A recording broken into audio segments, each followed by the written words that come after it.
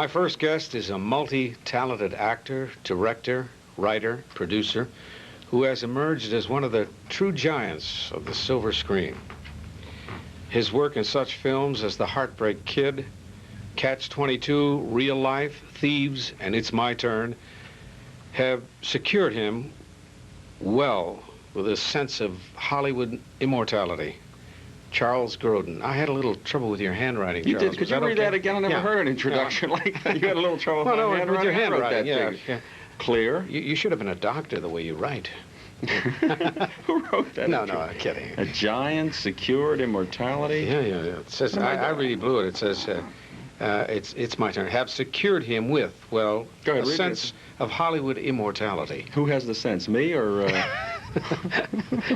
Most of us would like to. I wonder what that sense was. Are you secure at this point? I have a sense of Hollywood immortality. What does that mean, a sense of Hollywood immortality? I guess... you read that. Now, I've heard it. No, a few people would have that, Hollywood immortality. Well, a few people most of them are not here. James Stewart and people like that have yes, it. He they has have Hollywood it, immortality. But a lot of us have a sense of it. Well, that's what I said. So you mean from the introduction that I have a sense of it. Of Hollywood immortality. In other words, once in a while you feel secure, about one day a week. I have a sense that I might be an The other night when I saw you were very secure. You ate at an Italian restaurant. We're going for hot fudge sundae. That's secure. That's boy. Security.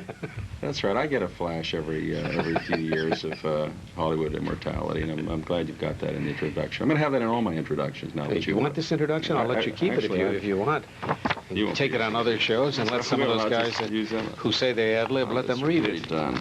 You're a kidder's kidder, but I know there's something that you're very serious about, and I read about it, and I think you began to talk about it once on my show, and then you went out and did a couple of talk shows with Carol Burnett. I co-hosted the show with you. You paid no attention whatsoever. Well, I thought you were putting me on. No, I was serious. In fact, I all week long I wanted to get serious about this, and no one really was interested. And then one day toward the end of the week, and then it wasn't formed, and I hadn't talked to Carol about it yet. It was at that time just talking about the idea of having some kind of an organization that would be devoted to raising the consciousness and how we treat each other. It ended up being friendly. Being friendly. It ended up being called Friendly. And the subject of being friendly is amazingly uninteresting to a lot of people. It's about a 50-50 split. We got 10,000 letters after we did. Good night. Yeah, it's a lot of letters. We did 60 Minutes with Phil Donahue, and we still get.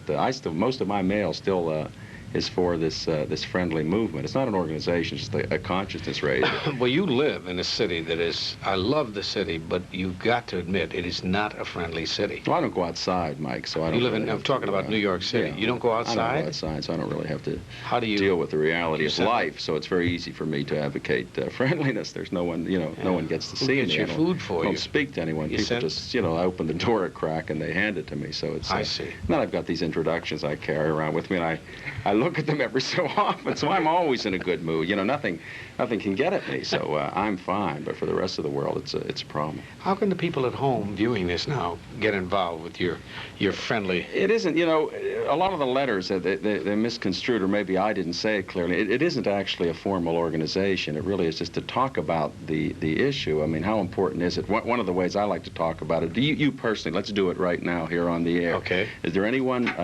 You think there's anyone in your life that perhaps unintentionally you're harming? I mean, if I asked you, is there anyone that has harmed you?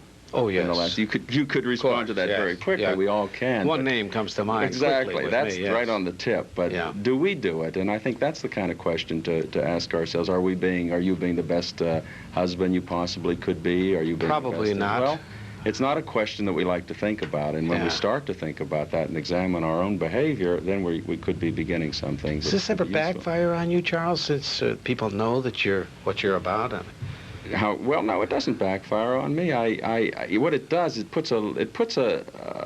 I run into trouble with it in terms of humor, because a lot of the time, kidding around and fooling around on shows like this, it can be misinterpreted what I'm doing, and I do get letters sometimes. I misinterpreted that because when you said shows like this, it just put us in a kind of a category that didn't sound What I meant is shows where people talk to each other. You come in and talk. See, I'm being fair. See, you missed my humor. Was that it? Was that your humor? Well, just nothing. It was just.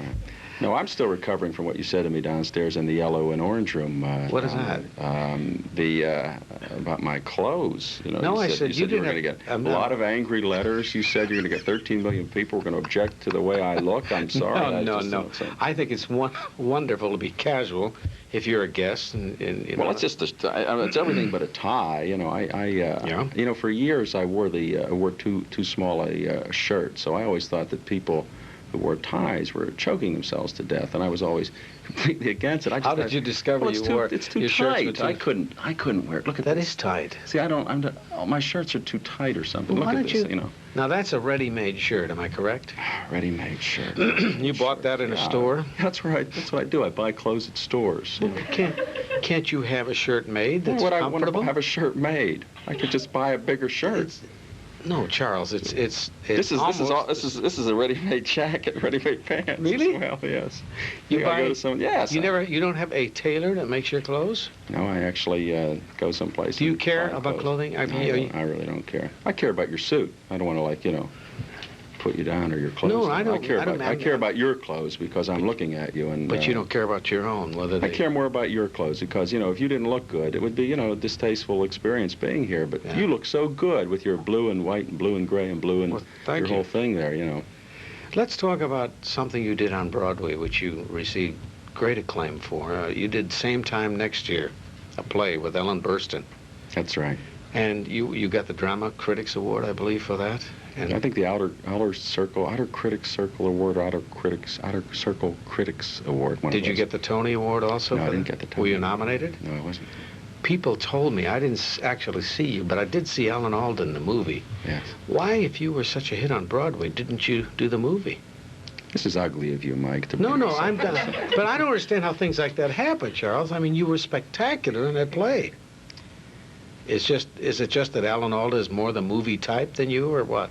I think it's a question of money. No, I think it really, frankly, it's a question of I get paid a great deal more money than Alan Alda does. And I think they just had to cut back somewhere, and they chose to do it in the male role. It's as simple as that. Were you asked? I'm curious. Were you asked to do that movie?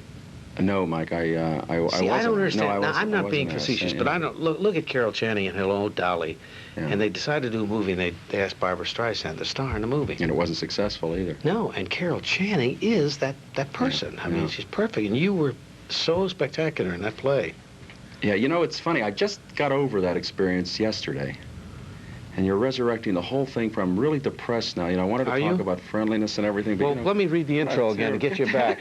Let me get you back up again. Ladies and gentlemen. Give me the immortality. My first guest is a multi-talented actor, writer, director, producer, who has emerged as one of the true giants of the Silvers. That should do it right there. I'm going to stop right there.